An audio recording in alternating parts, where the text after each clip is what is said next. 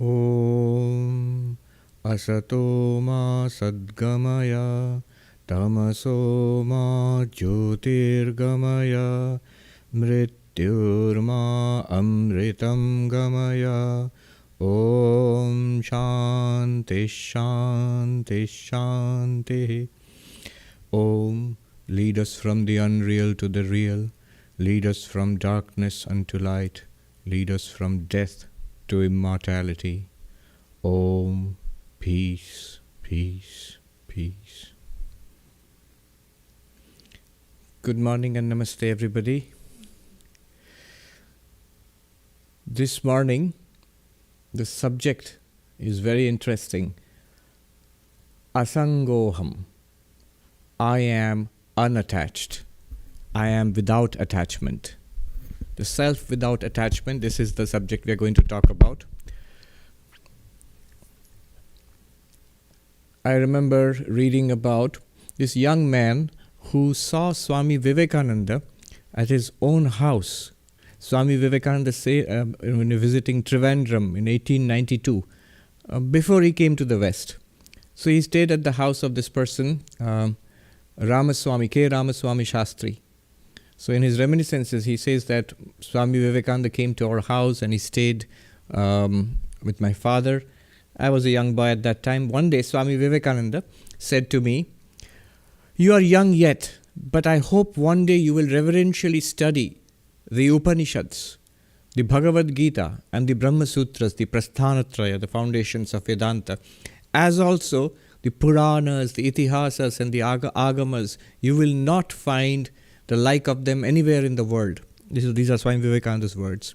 And then, very interesting, he said to this young boy, "The essence of all these sacred books I will tell you. Always remember them and try to live up to them." So Swami Vivekananda said, very interesting, 4 A's in his inimitable way. He said, Abhaya, fearlessness; Ahimsa, non-violence; Asanga, non-attachment; and Ananda, bliss. Again, Abhaya, fearlessness; Ahimsa, non-violence; Asanga, non-attachment; and Ananda, bliss. So Ramaswamy Shastri, he says that, I don't know how much I understood at that time, but I took it to my heart. And ever since in my life, I've tried to live up to these ideals and practice them in my life. But remember, notice the word Asanga is there. Among the 4, the third one is Asanga, non-attachment. That is our theme today. I remember when I was a novice, the ashram I joined under, there was a very great monk whom I shall not name. I'm very, very grateful to this wonderful, one of the most wonderful monks I have seen in my life, because my entire spiritual life has been shaped by him, so to say. In my initial days as a monk, all my training, the formation of my monastic life, I entirely owe it to him. So this wonderful Swami, one day I asked him, what is your spiritual practice? What is your spiritual practice? And he answered in one word, Asanga, non-attachment, detachment. He said, Asanga. So this is what we're going to talk about. Just to get something out of the way first, it is not just the Asanga, the non-attachment of the monk that we are talking about. Yes, as a monk, we walk away from our families, from special relationships with human beings, from possessing money, from owning property. That is true. So that is detachment, and definitely it's a characteristic of monastic life. But it is a practice and a principle. There's a philosophy to it which should be there in everybody's life. I remember having this conversation with another very senior Swami who visited us, Swami Sarvapriyananda, and we were talking about how this highest Advaita, especially the practice of Asanga, is something that actually householders, people in the world need more than monks. Because you see, monks cut away the relationships and stay at a distance, you are already protected from many of the ups and downs of the world. But if you're in the middle of, you own property, you have money, you hold a job, you're in the middle with the relations with family and community, you are subjected to so many pressures, pulls and push. So it is there that this practice, this principle, and this philosophy will come to our help, tremendously so.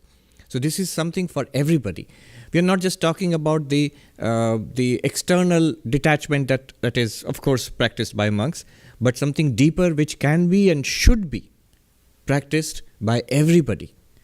And we will see today how an investigation of this leads us to the very heart of the non-dual teaching, the very heart of Advaita Vedanta.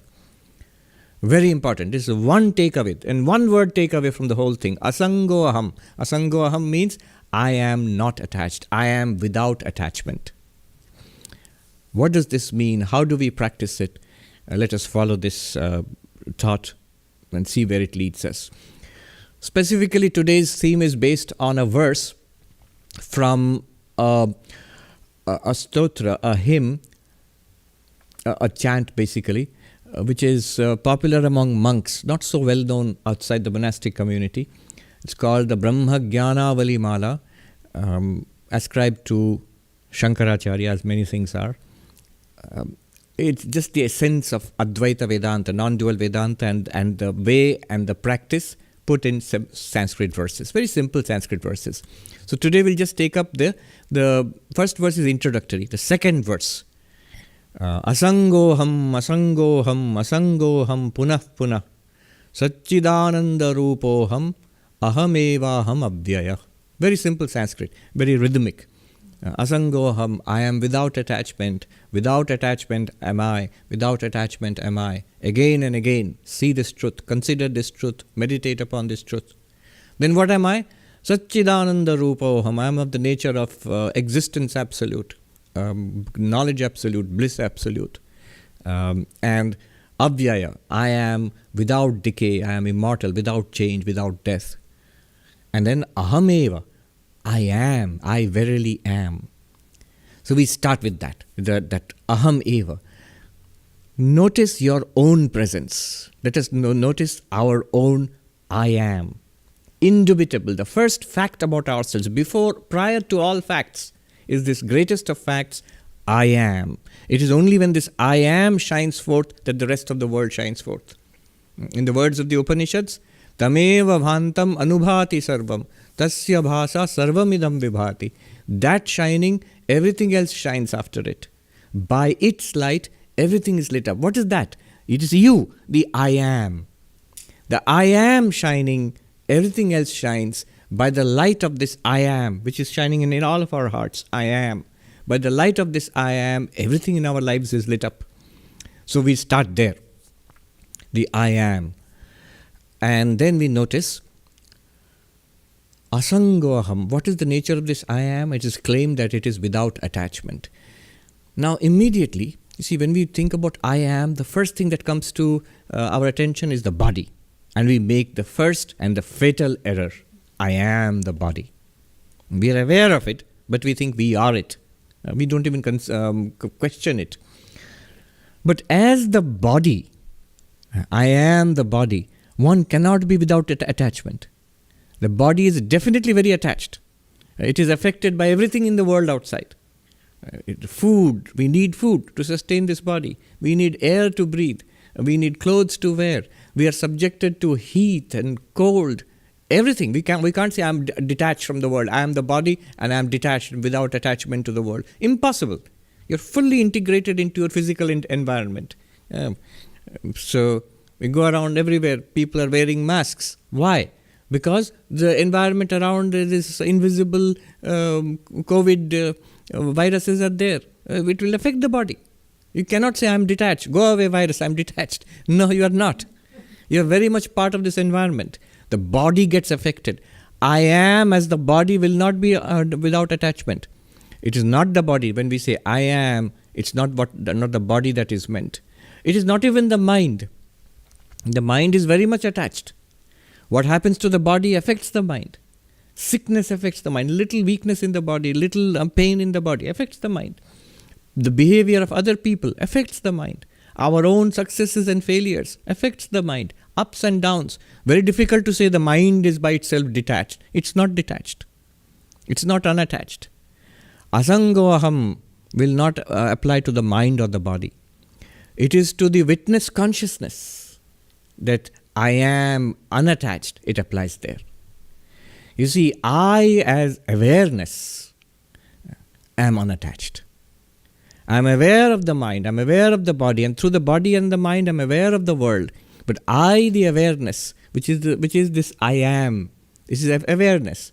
It is unattached to the world, to the body, or to the mind. How this works? First of all, this I am, this awareness, this is where I expend most of my energies trying to explain how am I this awareness. I have spoken about on many occasions. I will refer you back to those Drigdrishya Viveka and Aparoksha Anubhuti and the Panchakosha Viveka, the Avastatraya of the Mandukya. Many methods, methodologies to find out how I am awareness, how I am consciousness. I am not the body, not the mind. I am the witness of the body and mind. These are changing, I am unchanging. I am consciousness, these are objects. I am sentient, these are insentient. In all of these ways, we are asked to notice and to discern ourselves as awareness apart from the body-mind. Aware of the body-mind, using the body-mind and interacting with the world, but detached from all of them. Awareness is not attached. To explain this, I will introduce a technical term from Advaita Vedanta, a wonderful term, upadhi. Upadhi. It's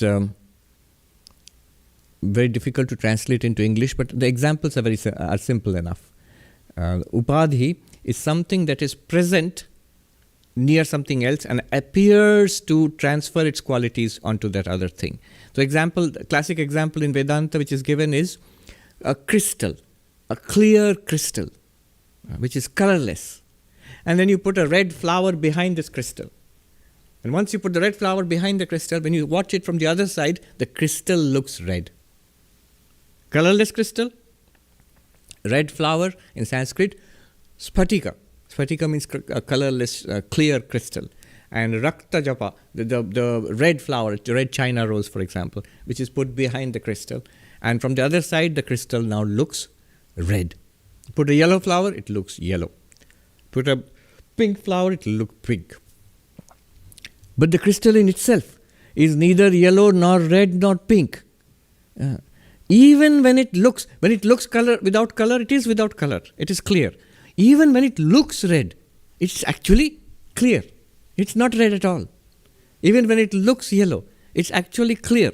It is not yellow at all. So, this exactly in the same way, I am, the awareness.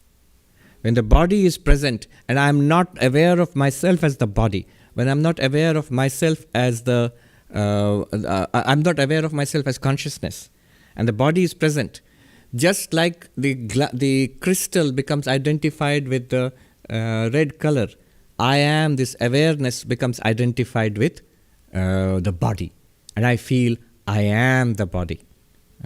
Thoughts, feelings, perceptions in the mind, they are present, but they seem to put themselves in this the clear crystal of awareness, and the awareness, this I amness, becomes pervaded by, as it were, by the mind, and I feel, I think, I am happy, I am miserable, I am in pain. All of these things come. The qualities of the upadhi are transferred onto the entity. So the quality, the red color of the flower, it looks as if it is transferred, not really transferred. It looks as if it is transferred to the crystal. The colorless crystal appears red. Similarly, consciousness itself, awareness itself, which I am, now it appears like I am a body. I am a mind. So the body and mind appear, and they appear to transfer their qualities. So I am tall, I am thin. The tall and thin, qualities of the body. But I am tall. I am, the awareness is not tall. How can consciousness be tall or thin? How can consciousness be overweight or skinny? Yeah. Even the qualities of the mind are transferred onto awareness. Happy, sad. These are qualities of the mind, just like the red color of the flower, appearing in the crystal, looking as if it's in the crystal. Similarly, when the consciousness shines upon the misery in the mind, I am miserable. This is what happens. We are unable to distinguish between the two. Even when the body and its qualities appear in consciousness, even when the mind and its attributes appear in consciousness, I, the consciousness, the I am, is asanga, unattached. At no time is the crystal red. At no time am I the I am. Am I a body? Am I the sickness of the body, or the pain in the body, or the unhappiness in the mind? None of them. Though they appear. An eminent Buddhist teacher of Tibetan Buddhism, Jackson Peterson, he sent me a photo recently, a few weeks ago. I think he was having breakfast and he saw this and he took a picture and he sent it to me. It's a wonderful example of upadhi. What was the picture? He had a glass of clear water, and behind it was a glass of orange juice, yellow. The glass of clear water, colorless. The glass of orange juice, yellow. Now when you look at the glass of water with the orange juice behind it, outside, in another glass, the glass of water now looks like orange juice. Because it's yellow there, and here's the glass of water. The photograph was taken so beautifully. It just looks like 2 glasses of orange juice. But it's not. The glass of clear water is clear water. There's no color to it. Similarly, the I am, which is not a body, now looks like, feels like, indubitably seems like a body. It's not a mind. Now it feels like, internally, like a mind. I say with confidence, I am tall or skinny, or I am happy or miserable. I know so much. I do not know much. I am forgetting. It is awareness which is aware of all of these things, shining upon them. So Bill was here a few months ago. He was saying, my memory is not what it used to be. So he's 96. I'm forgetting. I said, don't be unhappy. You are the one who was aware of the keen memory. And you are the same awareness, which is aware of the failing of the memory. You are perfectly all right. He chuckled. I don't think he was convinced, but yes. I am unattached. Then only you can say asangoham. Notice this. First of all, of course, you have to go through the process of realizing that I am awareness. This sense of presence which I am. This feeling of I am. Start with that. Notice that it is awareness. And this awareness is in the presence of upadhis. Upadhis, those, in English sometimes it's translated as incidental adjunct. It makes nothing clearer. I think the crystal and the red flower example makes it clearer. Or the orange juice glass and the clear water glass, that example makes it clearer. The presence of the body-mind, when we are not aware of ourselves as awareness, we begin to think of ourselves as body-mind. And then we don't think about it, it becomes indubitable. Then we cannot say we are unattached. But as awareness, the I am, which is just awareness, even in the presence of these upadhis, which are not me, but they seem to transfer their qualities upon me, I am still unattached. Even when the glass of water looks orange, like orange juice, it is not at all attached to orange juice. No orange juice is present there in the glass of clear water, though it looks exactly like orange juice. Not a little bit of the red color is present in the clear crystal, though it looks completely stark red, but there is no red color present there. It is unattached to the redness or to the flower. And the glass of water is unattached to the orange juice or the yellow color. You, the I am within us, in us, is unattached to the body and its troubles, is unattached to the mind and its ups and downs forever. This is the meaning of asangoham. Consider light.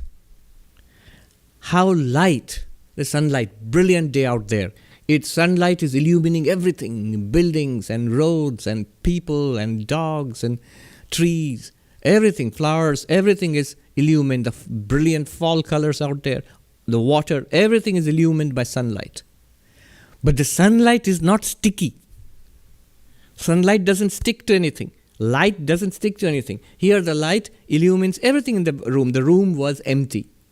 Now a few of us have come into the room. The empty room was illumined by this light. Now we are here, we are being illumined by this light. But when we leave, the light will not stick to us.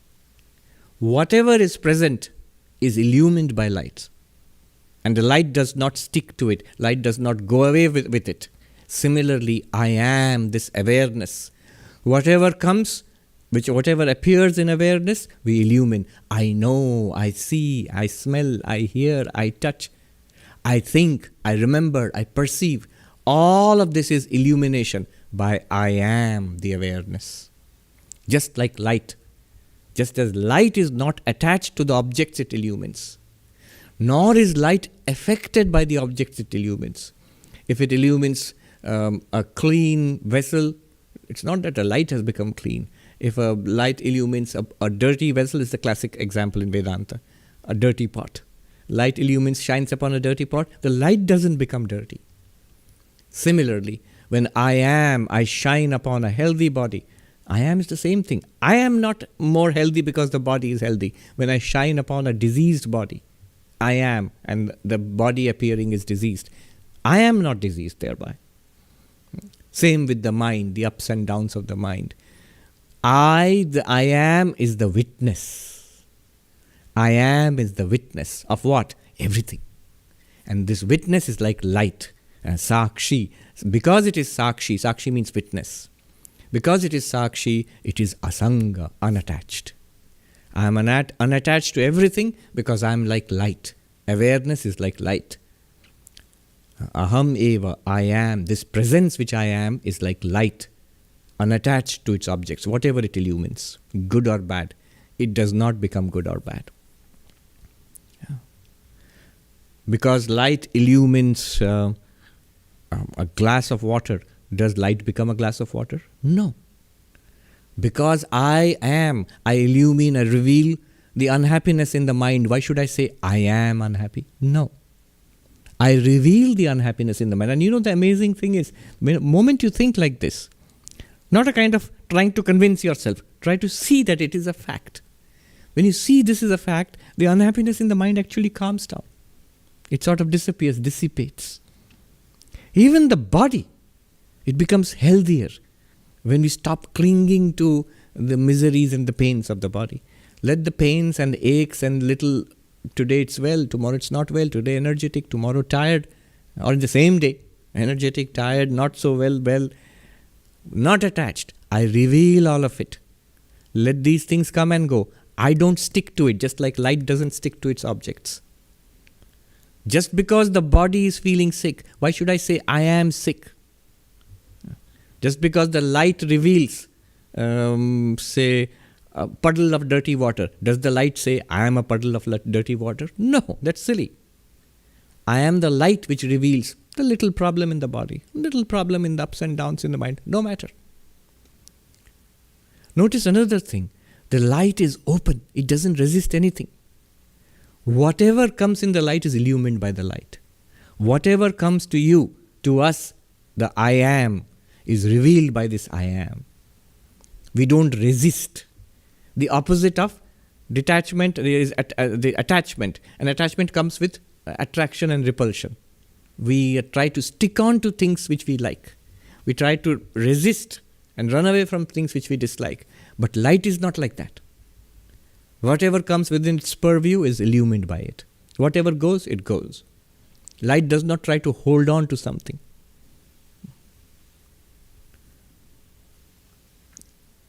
The poet William Blake says, whoever holds on to a joy doth kill the winged life. But he who kisses the joy as it flies lives in eternity's sunrise. So when things come, welcome. Come and stay, have a cup of tea. People come, health comes, illness comes, pleasure comes, pain comes, success comes, failure comes. Good. I'm like the light. Come, welcome. Have a seat, have a cup of tea. I have to go. You have to go. All right. Namaste. Tata. We don't hold on to it, nor do we resist it. By our very nature, the I am is like that. But remember, asanga, because it is detached, it's fine with what comes and goes. At no point is it attached to anything. Therefore, it is not affected. Just because I am aware of a glass of water, do I become a glass of water? That's silly. Similarly, the I am, it shines on everything. It does not become that because it is sakshi. So because you are sakshi, this I am is the sakshi, the witness. Therefore, asanga, say to yourself, asango aham, I am unattached. Unattached I am. Another approach is the adhisthana. Adhisthana means the ground of this universe. See, the light example is limited. One must know how to use these examples in non-dual Vedanta. The light example is limited. Light shines on everything, but the light is not everything. It reveals all these things. Light is revealing chairs and people and carpets, the altar. But the light is not a carpet or a chair or people. It reveals everything, that's all. But it's different from them. But this I am, the presence, this is also the underlying reality of whatever it reveals. That's very interesting. It's like a movie screen. On a screen, a cinema plays. There is the hero and the villain and the fights and car chases and explosions and floods and earthquakes and space battles. All of that is taking place. But the screen of the movie is completely unattached. Asango aham. It is. Like we say, I am, the screen is. But it is unattached to the movie. In fact, because it is unattached to the movie can play. Imagine if the screen becomes attached. I like this character, Bugs Bunny or Mickey Mouse. I'm going to hold on to that character. Then the movie cannot work. The character cannot come and go if the screen holds on to a character. If the screen dislikes a character, won't let it enter, then the movie cannot work. It has to be completely open to everything, allowing everything to happen, and yet completely detached from everything. Now that's the movie screen. The movie screen is absolutely unconcerned. You play a horror movie, you play a tragedy, you play a comedy, a war movie, whatever you play, one after another you play. The screen is completely unattached to any of them. Is completely open to all of them, whatever comes and goes. Completely non-resistant. Whatever comes, I'm open to it. Welcome. And when it goes, good. Not good riddance. Good. Goodbye. Take care. You're welcome to come and play the movie again tomorrow. And it's perfectly all right with no movie also. It can be a blank screen. At every point, the screen is exactly the same. Notice the difference between the screen and the light example. The screen gives existence to the movie. It is on the ground of the screen, on the reality of the screen, that the movies can play. Similarly, the I am, the Atman, the Brahman, which we are, is not only like a light, but it is also existence. It gives reality to everything that we experience. Everything in our lives, everything in your life is built upon, constituted on, standing on the ground I am. You are the reality of everything in your life, and therefore you are without attachment. Just like the movie screen. To the people who come to your life, to the objects, your property, and thoughts, and ideas, and feelings, and opinions, political affiliations, you are unattached. I am. They were not there earlier. They are there now. They will not be there later. I make it all possible because I am. I reveal all of it because I am. I shine. But I am unattached. Asangoham. Without attachment, I am.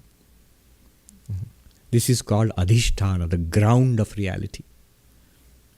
It is the ground of the universe. What is the ground of the universe? You. That presence I am.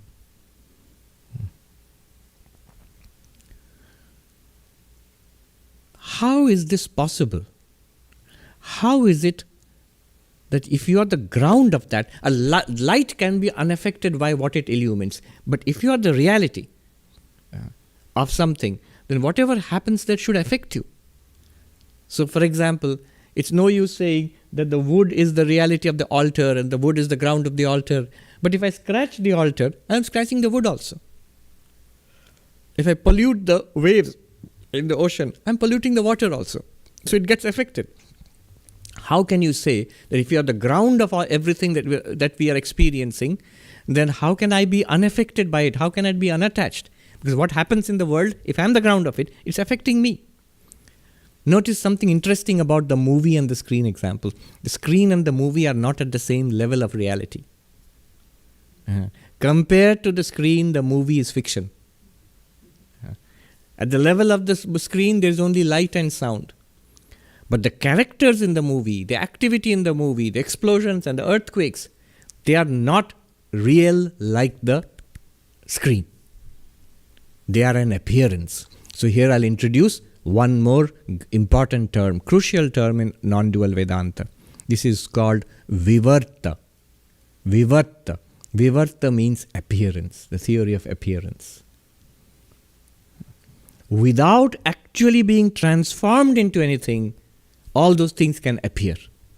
The screen does not get transformed into the hero or the villain. It does not get transformed into a volcanic explosion. It does not get transformed into cars and roads. And yet the hero can chase the villain on a car, on a road. All of those appear on the screen. They are not as real as the screen. The reality and the appearance are not at the same level of truth. And therefore, the reality can remain unattached with the appearance.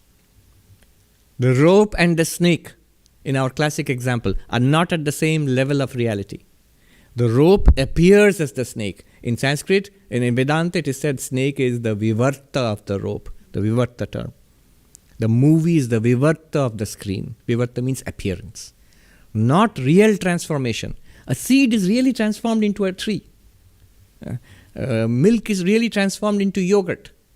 But the rope is not really transformed into a snake. The screen is not really transformed into the characters of the movie. No, those things just appear. In fiction, like a movie, or in error, like a snake. Mirage. The water in the mirage cannot wet even a grain of the sand of the desert. Repeat that. The water, all the water which appears in a mirage, cannot wet, is not enough to wet a single grain of sand in that desert in which it appears. Because it is not real like the desert in which the mirage appears. It is called vivarta. That's why these examples are favorites of non-dualist teachers. Is it possible that this whole universe which is appearing is like a movie, like a snake and a rope, like the mirage in the desert? A good example is our dreams. The mind by itself, when we fall asleep, the mind by itself can project an entire world. There are people and places and activities and good and bad, and you are yourself there in your own dreams. You are yourself enjoying or mostly suffering. All of that is projected by you, the mind of the dreamer. Notice that the mind does not become any of those things. It only appears as those things. Not that you become a tree or a house or a place. It's imagined in the mind. Very vividly so. And so therefore you can say, I, the dreamer, am completely unaffected by my dream. Terrible financial loss in the dream. You are none the worse off when you wake up. Being chased by a lion in the dream. You are not scared at all when you wake up. Because those things are not real. They appear in you. You are the ground of that dream. Because of vivarta, you can be the reality and not be affected by what is happening in the appearance. The reality is not affected by appearance. So this is an important concept in Advaita Vedanta. Whatever appears in consciousness is vivarta, an appearance in consciousness, not that consciousness has become those things. Whatever appears to you, the presence, I am, your world, people, events, whatever is happening in the body, whatever is happening in the mind, they are all appearances to you that I am. And they are appearances. They are not as real as the I am. Because they are vivarta of the I am. They are appearances of the I am. The I am is unaffected by it all. Very crucial. It's important for the peace of our mind. If one has grasped this, even in understanding, even before it becomes a vivid reality. It is a vivid reality. It's our misfortune that we don't see it. But once you grasp it, you can really enjoy life. Nothing in life really, it will not bother you, it will not upset you. You can enjoy life and you can contribute your best to life. You can live life to the fullest. Advaita Vedanta, non-dual Vedanta is not for wiping out the experience of life. You don't have to switch up the movie. If the movie upsets you, you don't have to switch up the movie. You just have to realize, oh, it's a movie after all. Similarly, in life, I am aham eva, but asango aham. I am not attached to anything. Because of this. Because why? Because of upadhi. Because of sakshi, witness. Because of adhisthana, it is the ground of all reality. And because of vivarta, that it is everything is an appearance in consciousness. Everything is an appearance of you, the I am, to you, in you. And therefore it cannot affect you. You can say, I am open to it all. Everything will come. I resist nothing. Nor do I stick to anything. Nor do I pursue anything. I enjoy it all as it comes and goes. In deep serenity and peace, I can honestly say, asango aham. Unattached am I. Asango aham, punah punah. Again and again I can say, I can notice this about, it's a fact about me. Advaita Vedanta is not about wiping out the experiences of life. Sitting quietly in meditation, I don't want to confront life. No, there's a new term for it, spiritual bypassing. You can confront all the problems of life with the clear feeling, asango aham. I am completely unattached with this little pesky little problem. Now let me deal with it. To the extent possible, we'll deal with it. We can deal with illness. We can deal with economic problems. We can deal with our academic problems, our relationship problems. Whatever problems are there in life, you can deal with it. Things will be slightly better or slightly worse. Fine. As long as asango aham, I am not really affected by any of this. I was there before all of this. I am exactly the same during its existence, and I will remain exactly the same. I am this presence after it has gone. Now, one more observation. Notice that not only are you, the I am, not attached to anything, but nothing is attached to you either. That's an amazing thing in life. Quite apart from philosophy, quite apart from all of this Vedanta, non-dual Vedanta, just look at the facts of life. Who is attached to you? Which person is permanently tied to you? Nobody. Parents and grandparents, they grow old and they die and pass away. Children grow up and go away. Husbands, wives, spouses, partners, they come and go. Your bosses, co-workers, your juniors, they come and go and float around in your life. They were not there at one time. What was not there to begin with, it may be there now, but be assured it will not be there. Good or bad does not matter whether you like it or dislike it, they will go one day. Objects. How many things have passed through our lives? Gadgets and furniture and artwork and so on. Many things have come and gone in our lives. Food, a Buddhist meditation exercise, very interesting. He says, imagine the amount of food that you had for breakfast and for lunch. Put it all, your breakfast and your lunch in front of you and your dinner in front of you. And then add yesterday's lunch, breakfast, lunch and dinner on the same table. And then day for yesterday's. Imagine the pile of food growing. Soon it will be bigger than the table. Just your lunch and dinner and breakfast. Bigger than the whole table. And then shift it out to your floor. Within, if you put a few days worth of food, which we have eaten ourselves, it will overflow your carpet space. You have to take it out to your lawn. Very soon, if you imagine the amount of food I have eaten, the description is buckets of rice and entire cauldrons of dal and huge cauldrons of vegetables, all on the lawn arranged. You'll think, which demon ate all that? That's me. I did. Imagine the food that we have eaten in 1 year. Mountains and lakes of soup and vegetables and rice and whatnot. And the amount of food that we have consumed in 30, 40, 50 years, 80 years of life. That has all come and flowed through this body. None of it stays. Nothing in this world, objects and people and relationships, the places that we have been to, they all come and go. None of it sticks. Not only am I unattached to the world is also unattached to me. It's my foolishness that I try to hold on to it. You may say in all of this, Swami, it is all good philosophy. But we are ignoring one thing. Maybe because you are a monk, you are mentally not attached to things. But we are people in the world. We are attached to people. We are attached to places. We are attached to little objects and things. So many attachments. You are not. You think you are. Consider the greatest attachment. And one monk said this. A mother with her child. A young mother with her baby. The greatest attachment in the world. And that has to be because that's how the baby is taken care of. But when that mother finally falls asleep, I am told that young mothers hardly get much sleep.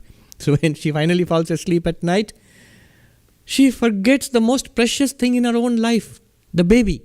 And she happily goes into deep sleep. She forgets the world, the baby, her own body, everything, and goes into deep sleep, not attached. If you are really that attached, you would be desperately unhappy going off to sleep. I'm losing contact with the baby. No. You're not going to lose. We don't think in this way. It's a weird way of thinking. But it's true. Even the greatest of attachments, how long do you think about it? Once in a while. Whether it's money or possessions or gadgets or dog or whatever it is. It comes and goes. You are not really attached to it. You think you are attached. You are not attached.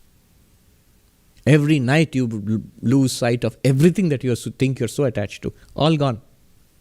And no guarantee that you'll ever wake up.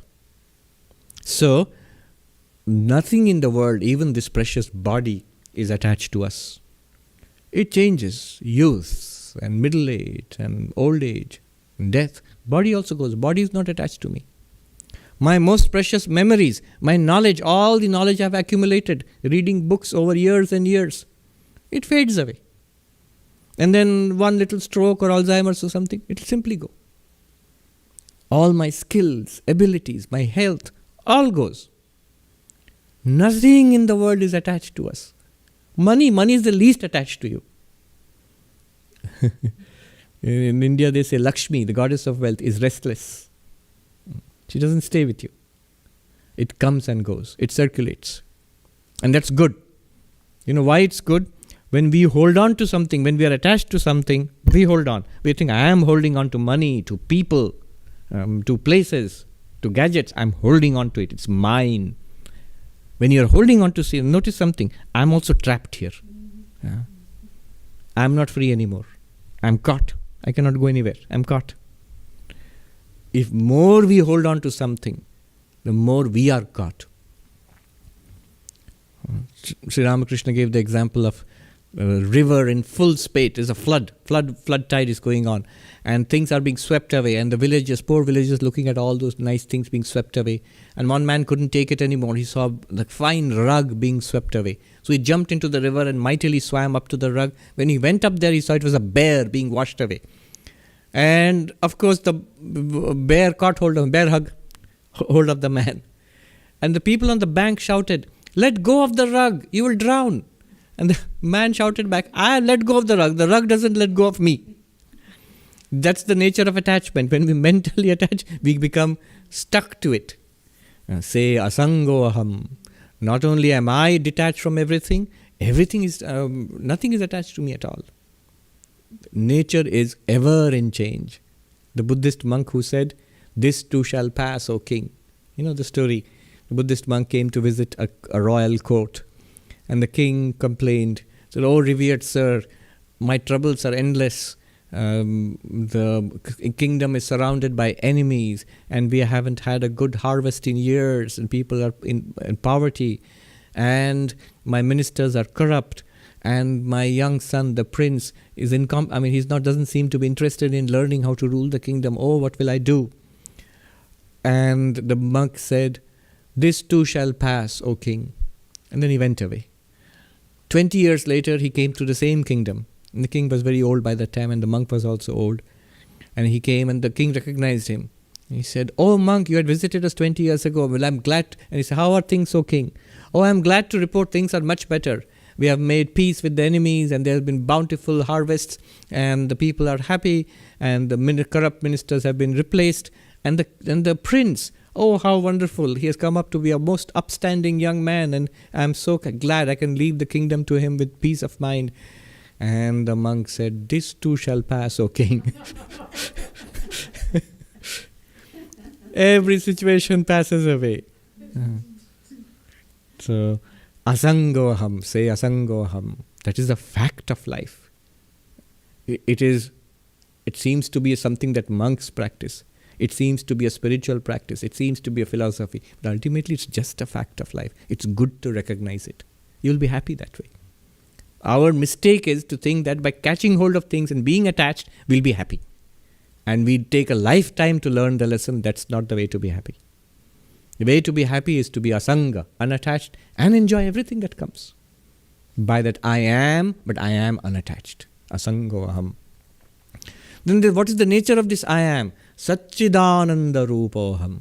The standard Vedantic teaching. This unattached I am, what is this I am? This presence. Notice, it is Sat, Chit, Ananda. What does it mean? I am, I exist. The very meaning of I am is I exist. This isness, this existence, not body, not mind, by itself is Sat. Just being, just this isness, just this presence. I'm not talking about anything mystical. You can all feel it right now. That is the first fact, the primordial fact about ourselves, that I am. This is called Sat. But this I am is, normally we think I am this body. It's a limited existence. How? I am here, not there. I'm limited in space. I was born in such and such time, and I will die at such and such time, this body. That's also limited in time. I am this one and not that one. This is called limitation in object. All these limitations, if you remove these limitations, if you look at I am by itself, the isness is not limited anywhere. That isness is not only here, it's there and there and there. It's everywhere. So, that isness, unlimited isness is called Sat. Not the isness of one body. The unlimited existence is Sat. The unlimited awareness, that awareness which is behind all thoughts and all perceptions. Good and bad thoughts, intelligent and foolish thoughts. All these fleeting thoughts come and go. In the background is one awareness. That's also part of the I am. Part means it's one aspect of the I am. That is called Chit. Unlimited awareness. Unlimited existence, Sat. Unlimited awareness, Chit. And Ananda, bliss, is this very unlimited nature of existence awareness. See, bliss, Ananda, is not a particular kind of pleasure. It's not a particular kind of joy. It is that unlimited nature of existence and awareness. That itself is called bliss. In Sanskrit, Purnatvam or Ananta, infinite, infinitude. Not a limited existence, not a limited awareness, but unlimited awareness existence itself is bliss. You see, now bring the two other concepts which we talked about. Import them into this concept. The two concepts are Upadhi and Vivarta.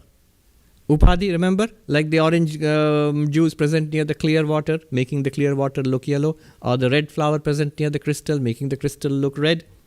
Upadhi, bring it here. What is Upadhi here? This very existence awareness, Sat Chit.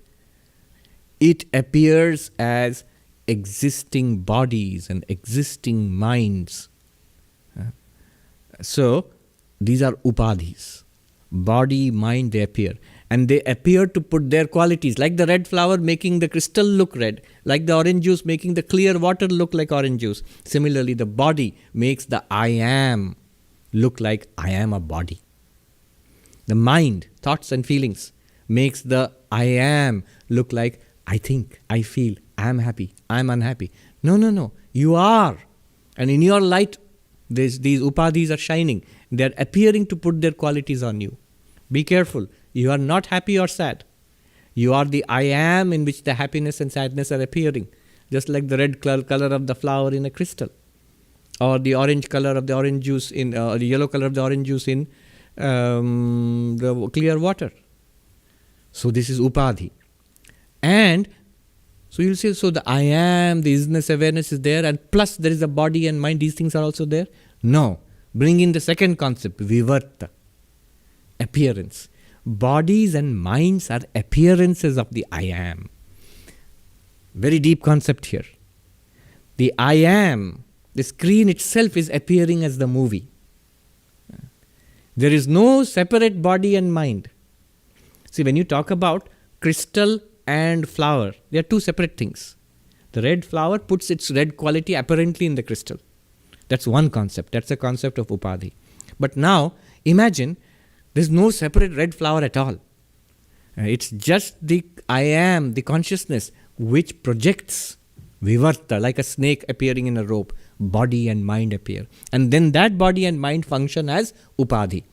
By vivarta, the I am appears as body, mind, universe. And because they are like upadhis, they appear to put their own qualities upon the original I am. I'll repeat that. It's a crucial concept in Advaita Vedanta. The I am, start with it. It's our experience. I am, the experience of I am. This I am now appears, vivarta, like rope snake, appears as body, mind, universe.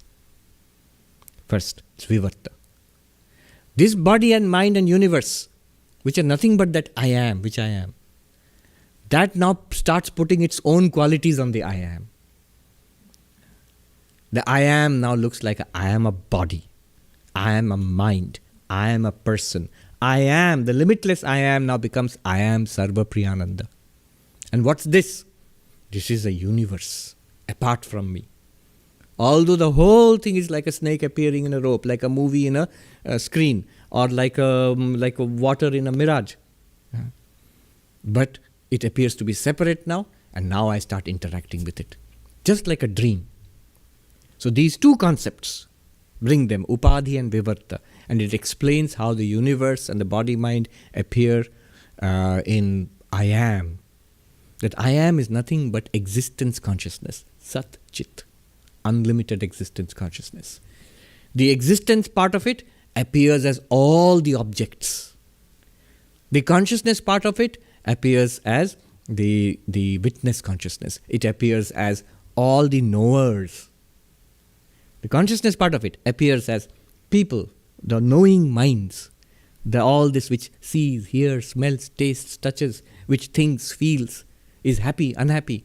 All of these are vivarta, appearances of consciousness. And all the objects that we see, things, they are vivarta, appearances of existence. And all that we value in life, the happiness that we are chasing, the pleasures that we are chasing, the unhappiness that we experience, they are all vivarta, appearances of ananda, the bliss aspect. The chit aspect appears as all the knowers, all jivas, including God, Ishvara and Jiva, they all appear as vivarta, appearances of consciousness. All objects of the universe, from atoms up to stars and galaxies, they appear as vivarta of existence.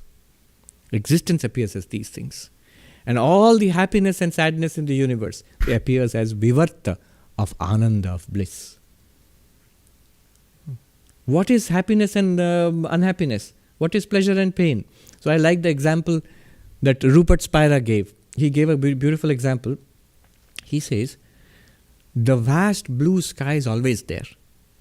But imagine clouds have come. Now because clouds cover everything, once in a while a patch of blue sky appears. That patch of blue sky which appears and then is covered over again, that is what we call pleasure.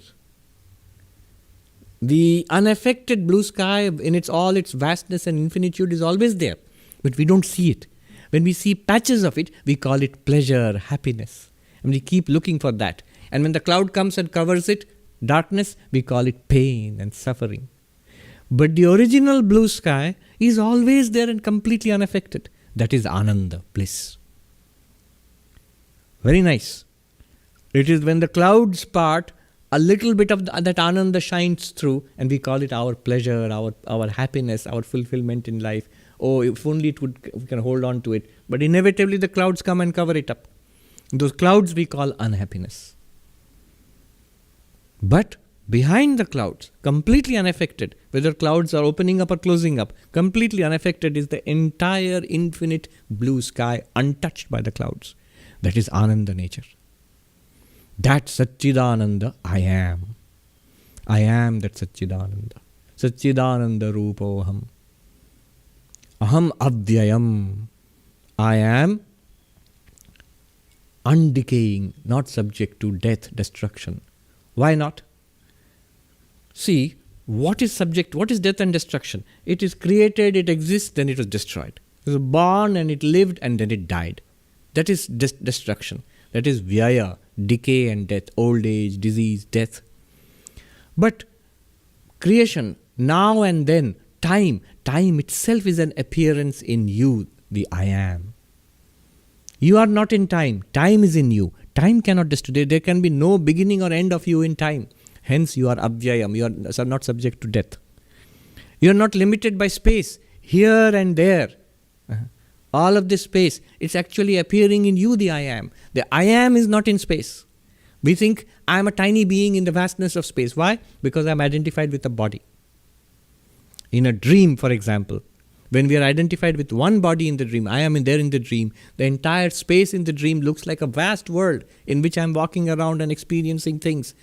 But the truth is, when we wake up, that entire thing was in my mind. Similarly, this entire universe is in the I am. Space is in the I am, and the I am is not in space. Therefore, nothing in this space can ever destroy you, can ever affect you or change you. And this I am is non-dual. Other than this I am, nothing else is there. Other than Brahman, other than Satchidananda. If there is something other than existence, it will be non-existent. So there is nothing apart from that isness, the infinite isness awareness, which is our reality, which we are. The I am is abhyaya, is beyond death, beyond disease, completely unaffected. Put it all together.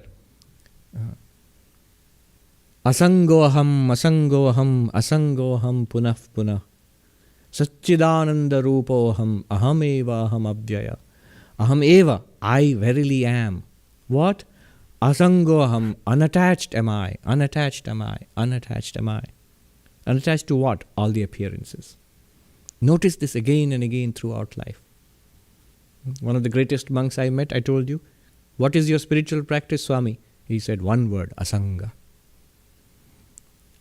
And what is my nature then? This unattached I am. Your nature is unrestricted, infinite isness, immortal being. There is no death for you. Death is something that happens in time. Even time is within you, is an appearance in you. Death is something that happens in space. Even space is within you. Satchidananda Rupoham. I am of the nature of infinite isness. I am of the nature of infinite awareness. There is no unconsciousness for you.